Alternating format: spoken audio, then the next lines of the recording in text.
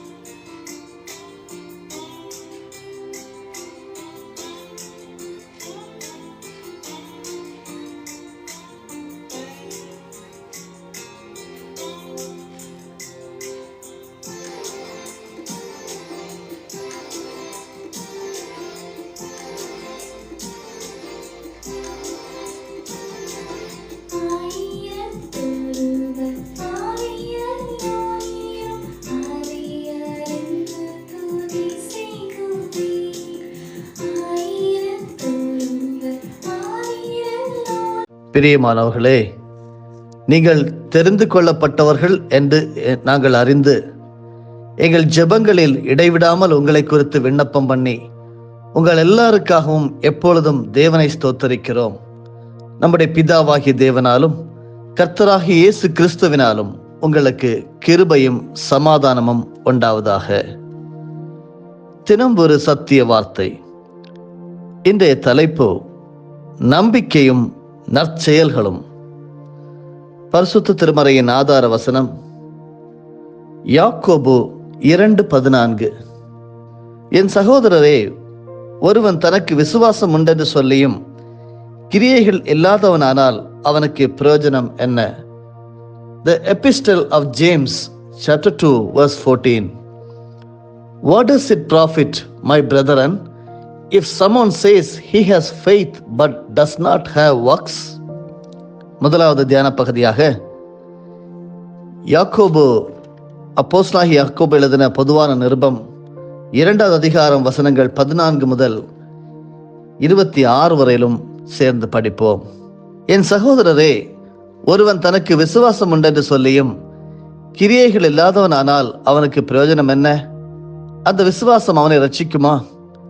ஒரு சகோதரனாவது சகோதரியாவது வஸ்திரம் இல்லாமலும் அனுதின ஆகாரம் இல்லாமலும் இருக்கும்போது உங்களில் ஒருவன் அவர்களை நோக்கி, நீங்கள் சமாதானத்தோட போங்கள், குளிர் காய்ந்து பசியாருங்கள் என்று சொல்லியும் சரீரத்திற்கு வேண்டியவர்களை அவர்களுக்கு கொடாவிட்டால் பிரயோஜனம் என்ன? அப்படியே விசுவாசமும் கிரியைகள் இல்லாதிருந்தால் தன்னிலே தானே செத்ததாயிருக்கும். ஒருவன், உனக்கு விசுவாசம் உண்டு, எனக்கு கிரியைகளும் உண்டு, கிரியைகள் இல்லாமல் உன் விசுவாசத்தை எனக்கு காண்பி, நான் என் விசுவாசத்தை என் கிரியைகளினாலே உனக்கு காண்பிப்பேன் என்பானே. தேவன் ஒருவர் உண்டென்று விசுவாசிக்கிறாய், அப்படி செய்கிறது நல்லதுதான். பிசாசுகளும் விசுவாசித்து நடங்குகின்றன. வீணான மனுஷனே, கிரியைகள் இல்லாத விசுவாசம் செத்ததென்று நீ அறிய வேண்டுமோ? நம்முடைய பிதாவாகிய ஆபிரகாம் தன் குமாரன் ஈசாக்கை பலிபீடத்தின் மேல் செலுத்தின போது கிரியைகளினாலே அல்லவா நீதிமானாக்கப்பட்டான்? விசுவாசம் அவனுடைய கிரியைகளோட கூட முயற்சி செய்து கிரியைகளினாலே விசுவாசம் பூரணப்பட்டதென்று காண்கிறாயே. அப்படியே ஆபிரகாம் தேவனை விசுவாசித்தான், அது அவனுக்கு நீதியாக எண்ணப்பட்டது என்கிற வேத வாக்கியம் நிறைவேறிற்று. அவன் தேவனுடைய சிநேகிதன் எண்ணப்பட்டான். ஆதலால் மனுஷன் விசுவாசத்தினாலே மாத்திரமல்ல கிரியைகளினாலேயும் நீதிமான் ஆக்கப்படுகிறான் என்று நீங்கள் காண்கிறீர்களே. அந்தபடி ராகாப் என்னும் வேசியும் தூதர்களை ஏற்றுக்கொண்டு வேறு வழியாய் அனுப்பிவிட்ட போது கிரியைகளினாலே அல்லவோ நீதி உள்ளவள் ஆக்கப்பட்டாள். அப்படியே ஆவி இல்லாத சரீரம் செத்ததாய் இருக்கிறது போல கிரியைகள் இல்லாத விசுவாசமும் செத்ததாய் இருக்கிறது. நம்பிக்கையும் நற்செயல்களும். அருமையானவர்களே, நம்பிக்கையினால் மட்டுமே மனிதன் மீட்கப்படுகிறான் என்று ஆணித்தரமாக லுத்தர் போதித்த போது அவரை எதிர்த்தோர் மனிதன் நம்பிக்கையின் மூலம் மீட்கப்படுவானால் அவன் சன்மார்க்கனாக வாழ வேண்டும் என்பது அவசியமில்லையே என்று சொன்னார்கள்.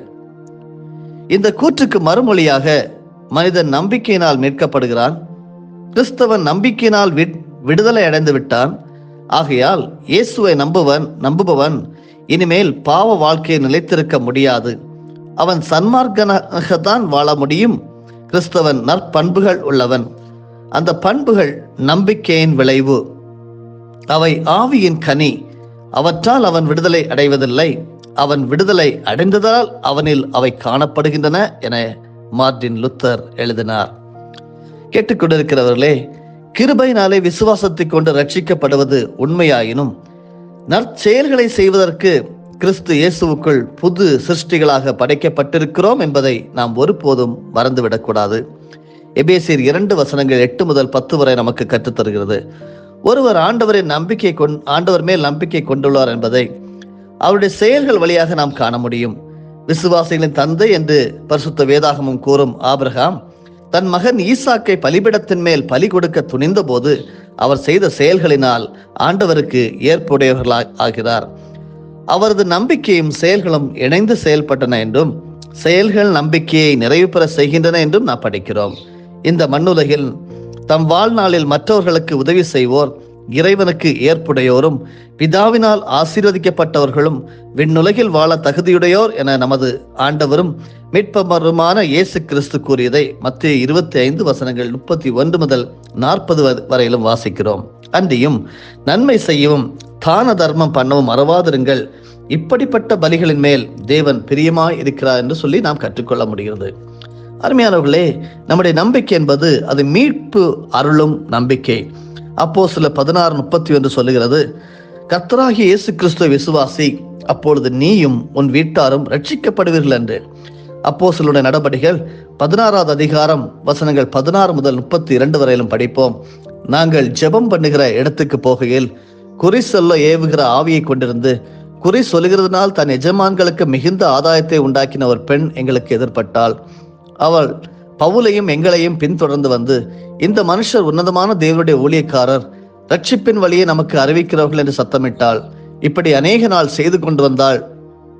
பவுல் சினம் கொண்டு திரும்பி பார்த்து, நீ இவளை விட்டு புறப்படும்படி இயேசு கிறிஸ்துவின் நாமத்தினாலே உனக்கு கட்டளையிடுகிறேன் என்று அந்த ஆவியுடனே சொன்னான். அந்நேரமே அது புறப்பட்டு போயிற்று.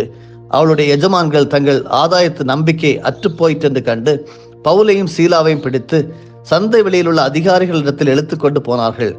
அவர்களை அதிகாரிகளிடத்தில் ஒப்புவித்து, யூதர்களாகிய இந்த மனுஷர் நம்முடைய பட்டணத்தில் கலகம் பண்ணி ரோமராகிய நாம் ஏற்றுக்கொள்ளவும் அனுசரிக்கவும் தகாத முறைமைகளை போதிக்கிறார்கள் என்றார்கள். அப்பொழுது ஜனங்கள் கூட்டம் கூடி அவர்களுக்கு விரோதமாய் எழும்பினார்கள். அதிகாரிகள் அவர்கள் வஸ்திரங்களை கிழித்து போடவும் அவர்களை அடிக்கவும் சொல்லி அவர்களை அநேக அடித்த பின்பு சிறைச்சாலையிலே வைத்து அவர்களை பத்திரமாய் காக்கும்படி சிறைச்சாலைக்காரனுக்கு கட்டளையிட்டார்கள். அவன் இப்படிப்பட்ட கட்டளையை பெற்று அவர்களை உட்காவலறையிலே அடைத்து அவர்கள் கால்களை தொழுமரத்தில் மாட்டி வைத்தான். நடுராத்திரியிலே பவுலும் சீலாவும் ஜெபம் பண்ணி தேவனை துதித்து பாடினார்கள். காவலில் வைக்கப்பட்டவர்கள் அதை கேட்டுக்கொண்டிருந்தார்கள். சடிதியிலே சிறைச்சாலையின் அஸ்திபாரங்கள் அசையும்படியாக பூமி மிகவும் அதிர்ந்தது. உடனே கதவுகள் எல்லாம் திறவுண்டது, எல்லாருடைய கட்டுகளும் கலந்து போயிற்று. சிறைச்சாலைக்காரன் நித்திரை தெளிந்து சிறைச்சாலையின் கதவுகள் திறந்திருக்கிறதை கண்டு கட்டுண்டவர்கள் ஓடி போனார்களா என்று எண்ணி பட்டயத்தை உருவி தன்னை கொலை செய்து கொள்ள போனான். பவுல் மிகுந்த சத்தமிட்டு, நீ உனக்கு கெடுதி ஒன்றும் செய்து கொள்ளாதே, நாங்கள் எல்லாரும் இங்கேதான் இருக்கிறோம் என்றான். அப்பொழுது அவன் தீபங்களை கொண்டு வர சொல்லி உள்ளே ஓடி நடுங்கி பவுலுக்கும் சீலாவுக்கும் முன்பாக விழுந்து அவர்களை வெளியே அழைத்து கொண்டு வந்து, ஆண்டவமாரே, ரட்சிக்கப்படுவதற்கு நான் என்ன செய்ய வேண்டும் என்றான். அதற்கு அவர்கள், கர்த்தராகிய இயேசு கிறிஸ்துவை விசுவாசி, அப்பொழுது நீயும் உன் வீட்டாரும் ரட்சிக்கப்படுவீர்கள் என்று சொல்லி அவனுக்கும் அவன் வீட்டில் இருந்த யாவருக்கும் கர்த்தருடைய வசனத்தை போதித்தார்கள். மீட்பை அருளும் நம்பிக்கையாக நம்முடைய நம்பிக்கை இருக்க வேண்டும். ஆண்டவரே, ரட்சிக்கப்படுவதற்கு நான் என்ன செய்ய வேண்டும் என்று பவுலிடம் கேட்ட சிறைச்சாலை அதிகாரி, கர்த்தராகிய இயேசு கிறிஸ்துவை விசுவாசி, அப்பொழுது நீயும் உன் வீட்டாரும் ரட்சிக்கப்படுவீர்கள் என்று கூறியதை எத்துணை பொருத்தமாக பதில் என்பதை கவனத்தில் கொள்வோம். ரட்சிப்பு கர்த்தருடையது என்று சங்கீதம் 3:8 நாம் படிக்க முடிகிறது. யார் ரட்சிக்கப்படக்கூடும் என்று சீஷர்கள் இயேசு கிறிஸ்துவிடம் கேட்டபோது, மனிதர்களால் இது கூடாதுதான், தேவனால் கூடும் என்று இயேசு மிக தெளிவாக அங்கே எடுத்துரைத்தார். அருமையானவர்களே, கிறிஸ்துவினால் பாவத்திலிருந்து விடுதலை பெற முடியும். இயேசுவின் ரத்தம் சகல பாவங்களையும் நீக்கி நம்மை ரட்சிக்கும். நம் பாவங்களை அறிக்கையிட்டால் எல்லா அநியாயத்தையும் நீக்கி சுத்திகரிக்கிறார். மேற்குக்கும் கிழக்குக்கும் எவ்வளவு தூரமோ அவ்வளவு தூரமாய் அவர் நம் பாவங்களை அகற்றியிருக்கிறார் என்பதை நாம் விசுவாசிக்க வேண்டும். நம் மனதில் பதிக்க வேண்டிய சில காரியங்கள்: முதலாவதாக, விசுவாசிக்கிற எவனுக்கும் நீதி உண்டாகும்படியாக கிறிஸ்து நியாயப்பிரமாணத்தின் முடிவாயிருக்கிறார் என்று ரோமர் 10:4 படிக்கிறோம். இரண்டாவதாக, கர்த்தராகிய இயேசுவை நீ உன் வாயினால் அறிக்கையிட்டு தேவன் அவரை மரித்தோரிலிருந்து எழுப்பினார் என்று உன் இருதயத்தை விசுவாசித்தால் ரட்சிக்கப்படுவாய். நீதி உண்டாக இருதயத்திலே விசுவாசிக்கப்படும், ரட்சிப்பு உண்டாக வாயினால் அறிக்கை பண்ணப்படும். அவரை விசுவாசிக்கிறவன் எவனோ அவன் வெட்கப்படுவதில்லை என்று வேதம் சொல்கிறது. மூன்றாவதாக, கிருபையினாலே விசுவாசத்தை கொண்டு ரட்சிக்கப்பட்டீர்கள். இது உங்களால் உண்டானதல்ல, இது தேவனுடைய ஈவு. ஒருவரும் பெருமை பாராட்டாதபடிக்கு இது கிரியைகளினால் உண்டானது அல்ல. எபேசியர் 2:8-9. சிந்தனைக்கு: விசுவாசிக்கிறவன் பதறான். நல்ல ஆண்டவரே, எங்களை அர்ப்பணித்து செபிக்கிறோம். இந்த காலை வேளையிலே நம்பிக்கையும் நற்செயல்களையும் பற்றியும், நாங்கள் உம்மேல் வைத்திருக்கிற அந்த விசுவாசம், ரட்சிக்கக்கூடிய விசுவாசம், மீட்பை அருளக்கூடிய அந்த நம்பிக்கை, அதை நீர் எங்களுக்கு மேன்மைப்படுத்தி தந்திருக்கிறபடியால் நன்றி செலுத்துகிறோம். அப்பா ஆண்டவரே, நாங்கள் வார்த்தையை நாங்கள் விசுவாசித்து இயேசு கிறிஸ்துவை எங்களுடைய வாழ்க்கையிலே ஏற்றுக்கொள்ளும் போது நாங்கள் ரட்சிக்கப்படுகிறோம். ரட்சிப்பு உம்முடையது ஆண்டவரே, அதை நாங்கள் இலவசமாக பெற்றிருக்கிறோம். இது எங்களால் உண்டானதல்ல, இது உம்முடைய ஈவு. நாங்கள் யாரும் பெருமை பாராட்டாதபடிக்கு இது கிரியைகளினால் உண்டானது அல்ல, நாங்கள் செய்த நற்காரியங்களால் உண்டானது அல்ல என்பதை ஒருமுறை கூட நீர் எங்களுக்கு ஞாபகப்படுத்தி தந்ததற்காக ஸ்தோத்திரம்.